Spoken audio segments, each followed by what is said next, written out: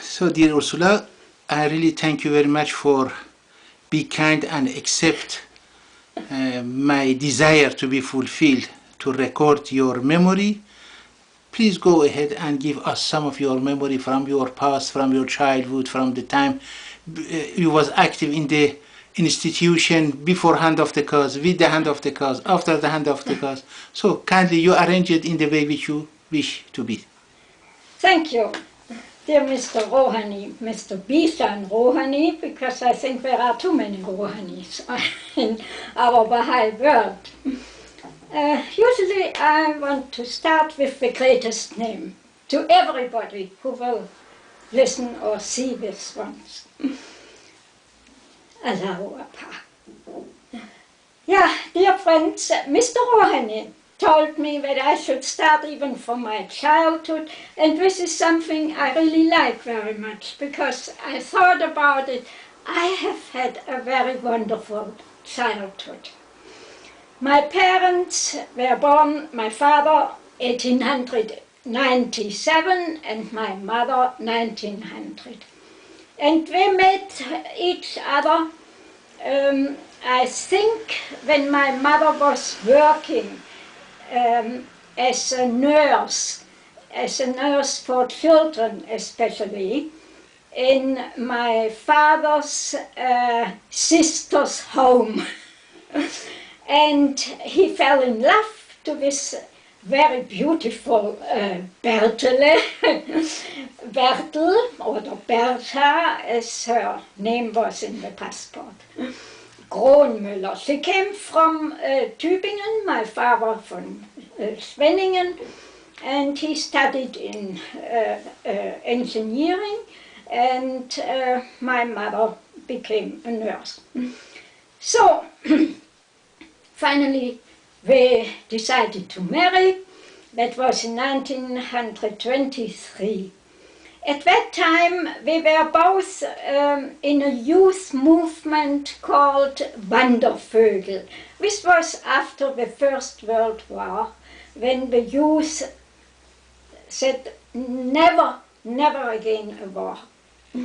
And they were a group of young people wandering around in the nature, had a nice life, enjoyed the nature, and my mother played the lute, and which was nearly as big as her as herself, because the lute has this very big stomach, and the others were singing and so on. So it was a nice life for them.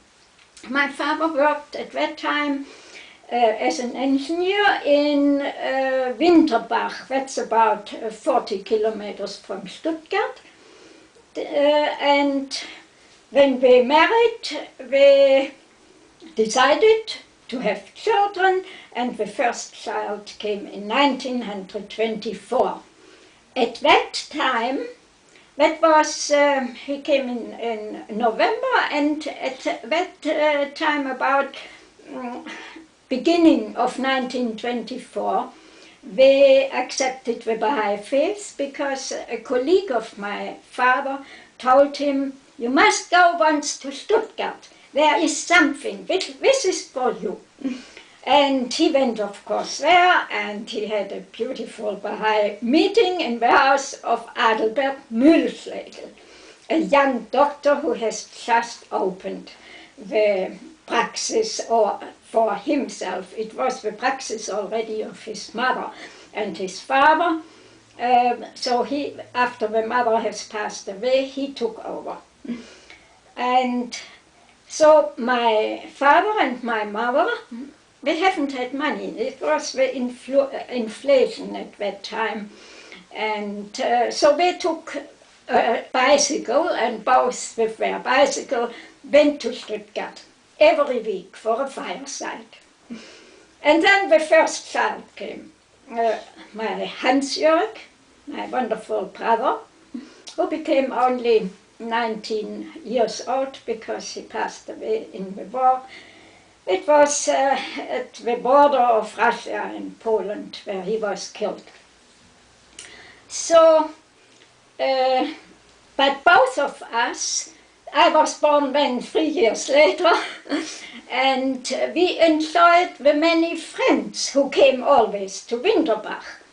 This was a little village, and for instance, I remember that my father and my mother, they rent a whole tree, a cherry tree, and all the Baha'i friends from Stuttgart, Esslingen, Blochingen and so on came, and they emptied, we all together emptied this tree. This was every year the same. Was very nice. So my brother and I, we really had a very, very harmonious, beautiful childhood with a lot of music. My father played the cello, my mother the piano and the lute, and my brother started very early with violin. He received from a friend of my parents a half violin, because he was always playing with cooking things and so. And he played the violin and the viola and so on. And later on he learned, of course, piano and even organ. And that was possible because we were very close friends to the priest. And so in our house there was a lot of home music, house music as we called it. Many friends came and so on. And then we were very happy also that the friends came to us, because we were still small, for the Baha'i feasts, like the 12th of November. This was always a great feast for us children, even when the feast was forbidden later on in Germany. We arranged that we had small meetings in the houses for the 12th of November. And my father went already in the early 20s to Esslingen to help to build there the Baha'i home.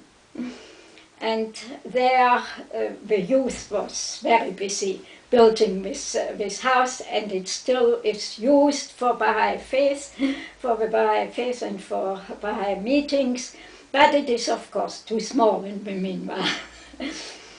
There were the summer schools there, and one was living in small stables to sleep with the farmers and so on, houses and so on. And one had on top of the little house, one had a whole floor for beds for the girls, for the boys and so on. It was always a lot of fun. Then my father became without work, because the firm where he was working as an engineer was a small firm, and we had went into insolvency, and this was a hard time for my parents, because at that time one had also to pay for school. And my brother had already to go to high school, and this was even more important, more expensive also. And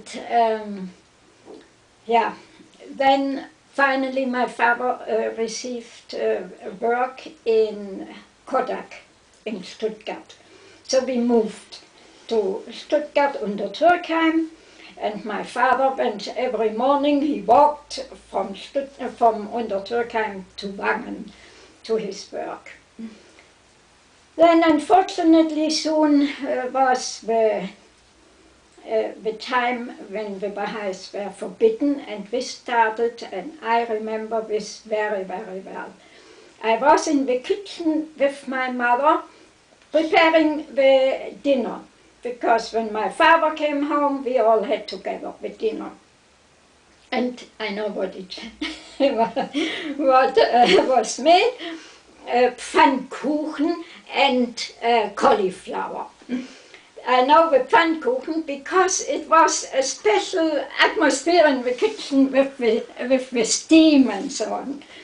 And my father came home from his work as every day with the newspaper and read the newspaper in the living room, and he came into the kitchen very nervously, told to my mother, I go immediately to Stuttgart. I have to take rucksack and koffer and suitcases and so on. You know what? The Baha'i faith is forbidden. He read it in the newspaper. So my father, he took 2 suitcases and his rucksack, and he went to the Baha'i, to the publishing trust in Alexanderstraße. I think it was 3, number 3.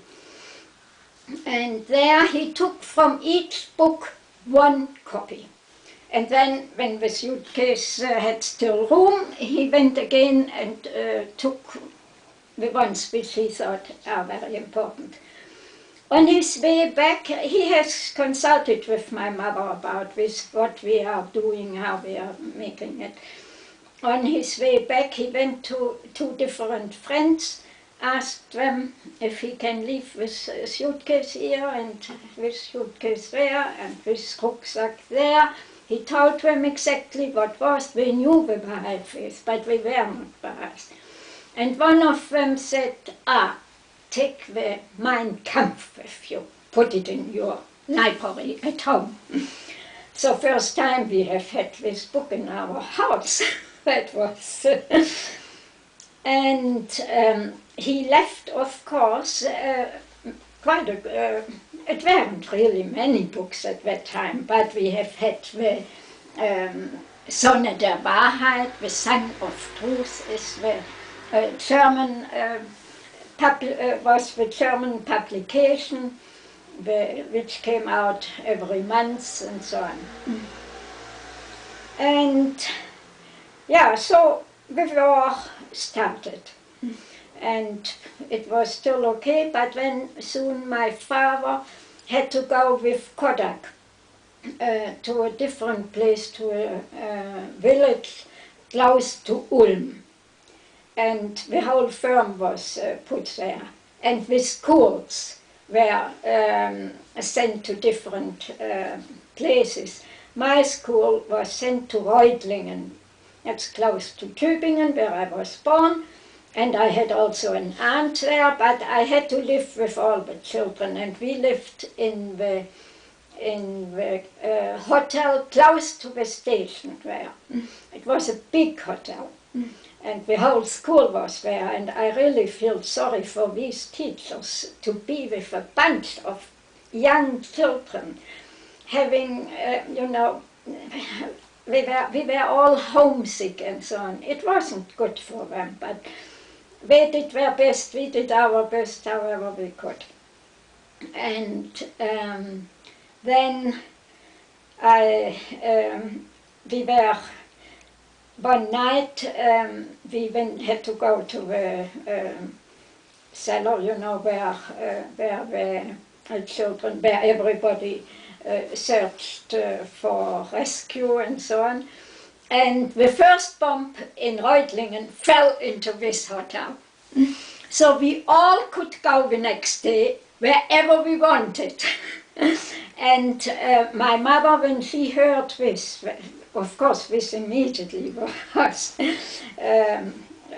given all over the area, the news, and she came.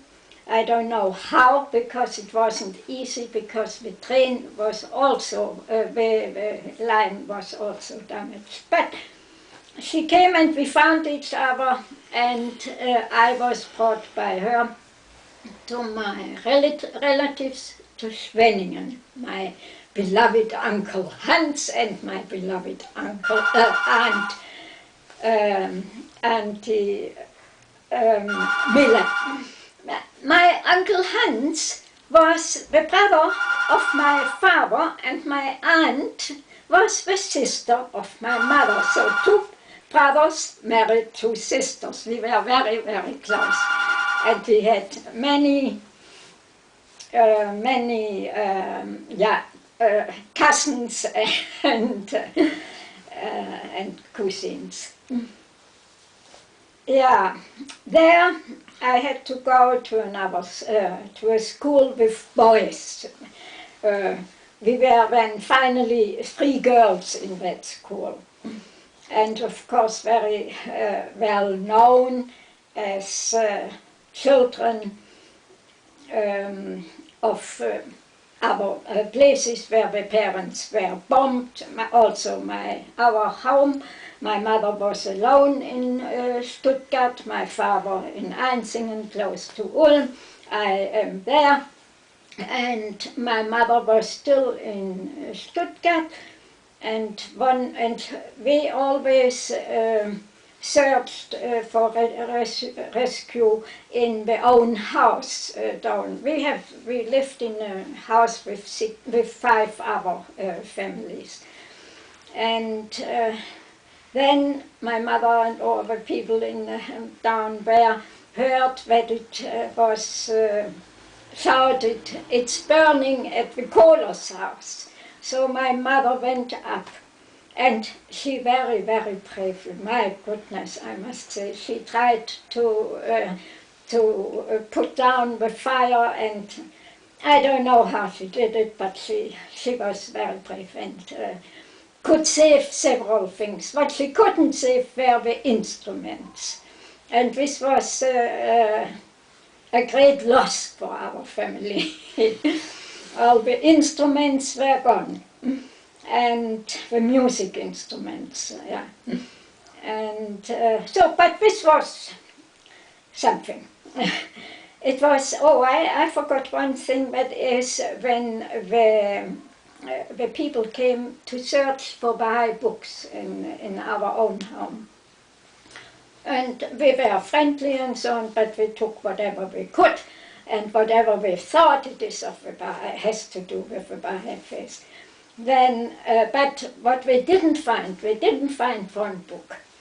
And this was my brother's hidden words. He had it under his cushion in bed. And this was our only Baha'i book afterwards. Yeah, but my mother, she always wrote little holy words from the Bible, from the hidden words and so on, in a little booklet. And she wrote it for both of us. Each of us had such a booklet. I still have it somewhere, but I don't know at the moment where. At least I have it still in my mind. In the meanwhile, of course, we have many, many, many more books, and beautiful. So the war went on, and in 1944 my brother passed away, was killed in the war. This was a very hard thing, and the year before, the son of the family where I lived, of my uncle and my aunt in Schwenningen, he also was killed, and the only son he was the only son.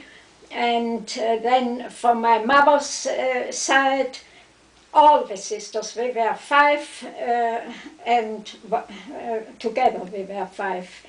So we were 4 sisters and one brother, and all lost at least one of the children at the war.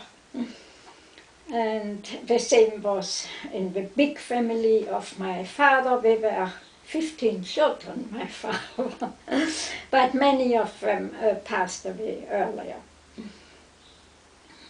Yeah, this was the time of the war. Can you tell us a little bit detail about your birth date and around that, if you hear something from your mother? How kind of the child you was when you was? Yeah, I was a shy child. First of You all, born which year? beg pardon? Which I year? was born 6th of September 1927, and yeah, my and Adelbert, who was our doctor at that time, he said to my mother, because at that time he still made horoscopes. You see, things came slowly to Germany, what one did in the Baha'i faith, what not. Even the first National Assembly, they didn't even know that one doesn't drink alcohol, and it was a very good thing in the, during the NSA when they made a pause. They had a beautiful Eierlikör or something, I don't know what, something, and then Mr. Semle came from Switzerland, and he was present, he was invited for this meeting, and he was very astonished. He said, but I thought in the Baha'i faith it's forbidden to have alcohol. What? They never knew about it, and said, what a pity. It was a very nice time. But in any way, we were of course obedient, and from that time on, this was so around 1923-24 that this happened. And yeah, as I was a very shy child when I enjoyed visitors, but it had hopefully nothing to do with me. The visitors were it was wonderful, but not, I didn't want to have too much to do with them. What kind of the instrument, music instrument you practice? I practiced the violin, and later on also piano, but I was never a very good one in anything of it. Of course, very soon we had lost the instruments as well.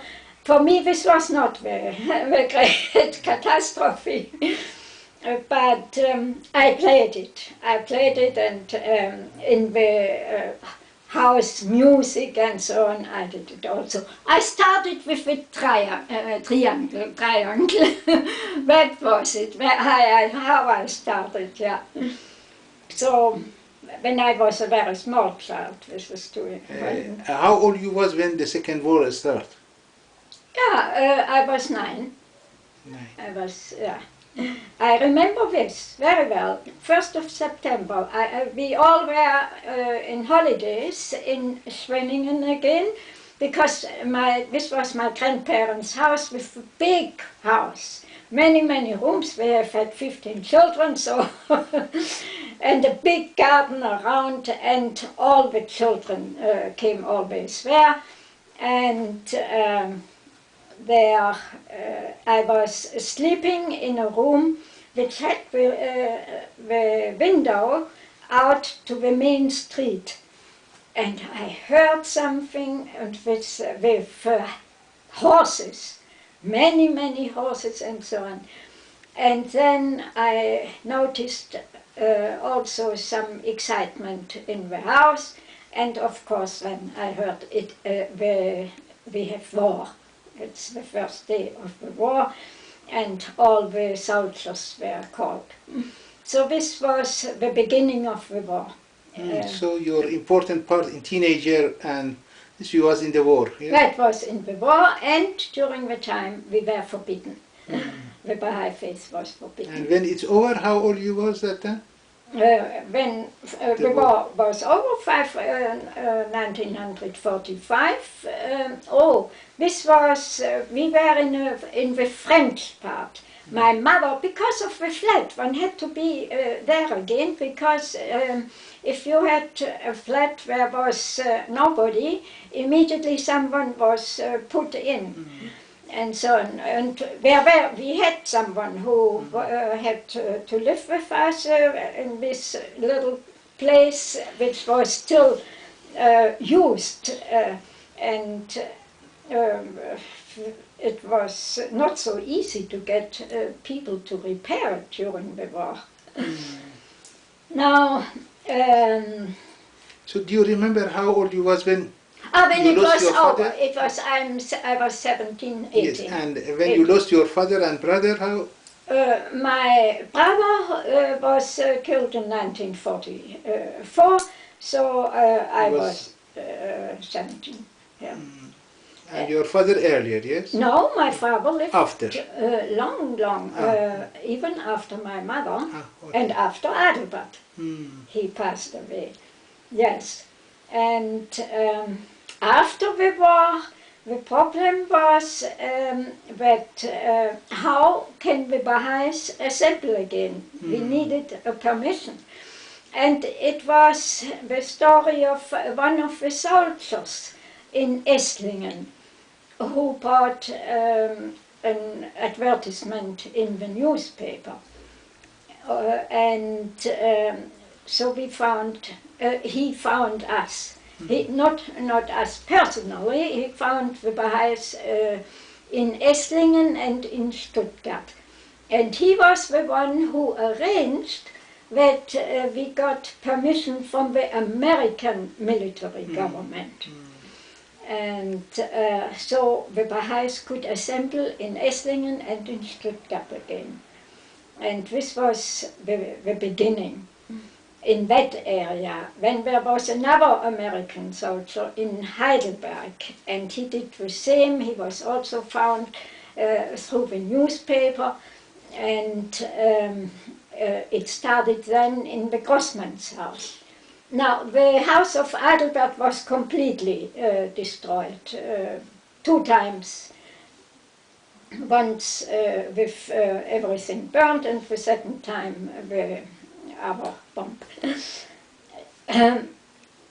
But Adelbert received, because he could come home, this is a special story and it's written in the book, how this happened, that he came back again because he was in, as a doctor, he had special tasks to be available for the people in the city, and but then when the Americans, no, I think also in Stuttgart, first came the French people, and they were all asked to assemble somewhere, and then they had to march, and they should have marched to France. But Adelbert was at the very back of the row, and it was something that stopped the whole thing going on, and the soldier, the only one in the back, he went further to see what happened and so on, and that moment he used and disappeared, and disappeared behind a tree or something like this. And in any way it worked. It was, they were not counted, and this was his thinking, so nobody will miss me. We were not counted, we don't know how many we are, and so on. And another one was the same clever, but at a little bit another place. But we met, and we walked and walked and walked back. But then there came the river which we had to cross, and this was what separated them.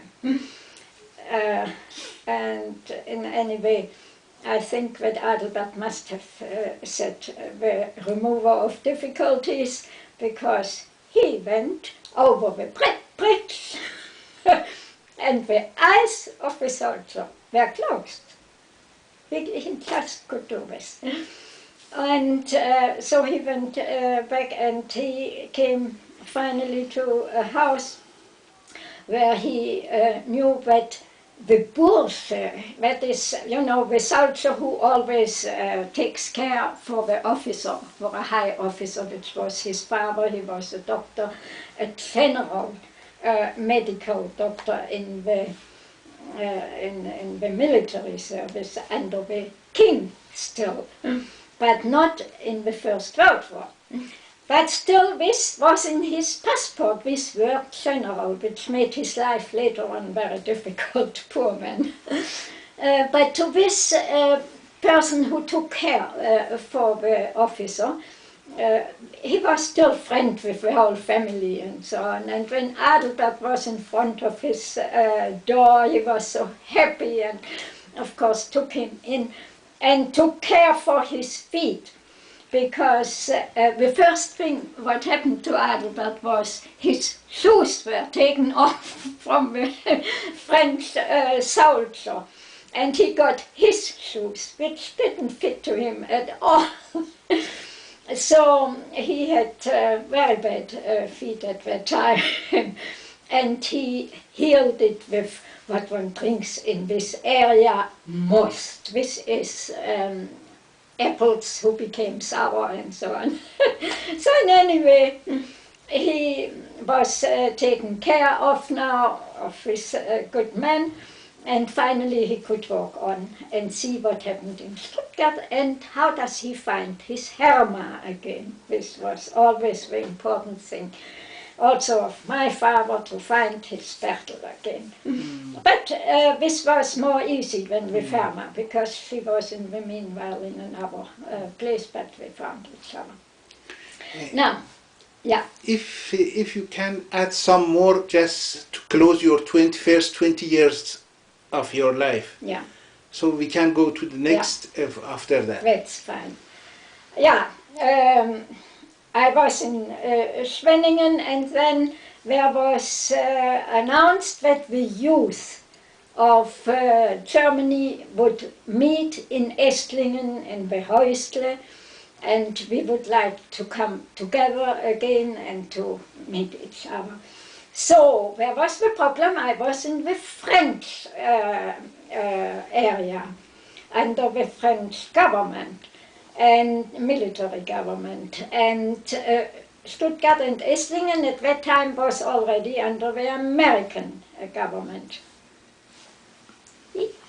So yeah. You can continue, we will finish it in 2 minutes, this one. And